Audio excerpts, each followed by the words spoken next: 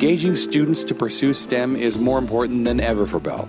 And as we enter into a transformative era of vertical flight where unmanned vehicles and autonomous flight are key to our future, the BEL Drone Competition gives students hands-on, real-life experiences to see what it takes to design, build, and fly missions with unmanned aerial vehicles. Our vision is to invest in these students as potential future engineers for BEL. They've proven their abilities starting in high school.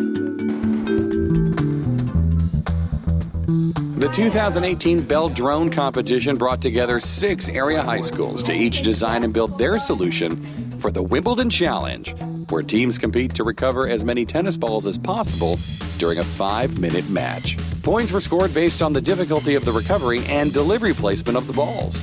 In addition, the teams competed in a search and rescue event, which required critical thinking, real-time problem solving, and teamwork to respond to a simulated train derailment.